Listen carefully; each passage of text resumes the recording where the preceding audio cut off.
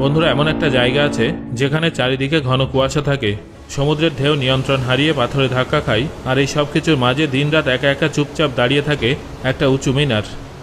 তবে এখানে সবথেকে বড় প্রশ্নটা হলো, এই মিনারটা কি সত্যি একা, নাকি সেখানে কেউ থাকে?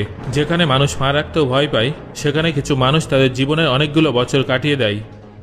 হ্যাঁ বন্ধুরা, আমি লাইট হাউসের কথাই বলছি। এটা হলো এমন একটা রহস্যময় ইমারত যেটা কয়েক শতাব্দী ধরে অসংখ্য রহস্য নিজের ভিতরে লুকিয়ে রেখেছে। আপনারা কি কখনো ভেবে দেখেছেন যে এটা কেন তৈরি করা হয়েছিল? যারা সেখানে কাজ করে তাদের স্যালারি কত? লাইট হাউস দেখাশোনা করার জন্য কি কোনো বিশেষ যোগ্যতার প্রয়োজন হয়, নাকি যে কেউ এই কাজটা করতে পারে? এই সমস্ত প্রশ্নের উত্তর জানার জন্য ভিডিওটা শেষ পর্যন্ত অবশ্যই দেখুন। তাহলে চলুন শুরু করা যাক। বন্ধুরা, লাইট হাউসের সম্পর্কে কথা বলার আগে আমাদের এটা বুঝতে হবে যে লাইট হাউস আসলে কি, আর এর কাজই বা কী। কল্পনা করুন যে আপনি একজন জাহাজের ক্যাপ্টেন, আর আপনার সামনে ঘন অন্ধকার, আকাশে কোনো নক্ষত্র নেই, সমুদ্র উত্তাল হয়ে আছে। আপনি জানেন না যে সমুদ্রের প্রান্ত কত দূরে আছে। আপনি এটাও জানেন না যে সামনে কোনো পাথর আছে কিনা। এমতো অবস্থায় একটা ভুল সম্পূর্ণ জাহাজটাকে ধ্বংস করে ফেলতে পারে।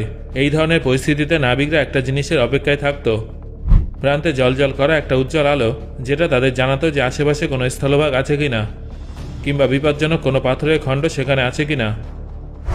এই ধরনের পরিস্থিতিতে তাদের সাহায্য করে লাইট হাউস। এটা হলো এক ধরনের উঁচু মিনার, যার উপরে তীব্র আলোযুক্ত লাইট লাগানো থাকে, যাতে সমুদ্রে চলমান জাহাজগুলো দূর থেকে প্রান্তটা দেখতে পায়। আগেকার সময় জিপিএস বা র্যাডার কিছুই ছিল না। সেই সময় শুধুমাত্র এই লাইট হাউসই ছিল, যেটা নাবিকদের প্রাণ রক্ষা করত। আর সেই জন্য সমুদ্রের প্রান্তে, পাথরের খণ্ডের কাছে, কিংবা যেখানে সবথেকে বেশি বিপদের সম্ভাবনা থাকে, সেখানে এই ধরনের লাইট হাউস তৈরি করা হয়েছিল। এখানে 24 ঘন্টা যাতে লাইট জ্বলে সেদিকে নজর রাখা হয়। কিছু কিছু জায়গায় হর্ন থাকে, যেগুলো ঘন কুয়াশায় আওয়াজ দিয়ে নাবিকদের সতর্ক করে। এই সব কিছু ম্যানেজ করে লাইট হাউস কিপার, অর্থাৎ সেখানে বসবাসকারী একজন ব্যক্তি। তাকে সব কিছু দেখভাল করতে হয়, যেমন লাইট জ্বলছে কিনা, টেকনিক্যাল কোনো সমস্যা হচ্ছে কিনা, ঝড়ের আগাম সতর্ক বার্তা দিতে হবে কিনা, ইত্যাদি ইত্যাদি। এখান থেকে গার্ডের সঙ্গে মালিকের যোগাযোগ করার অনেক ধরনের উপায় থাকে, যেমন স্যাটেলাইট ফোন কিংবা রেডিও সিগন্যাল, অথবা কঠিন পরিস্থিতিতে ফ্লায়ার গান ব্যবহার করা হয়। লাইট হাউসে থাকা কি সহজ? এর উত্তর হলো একেবারেই না।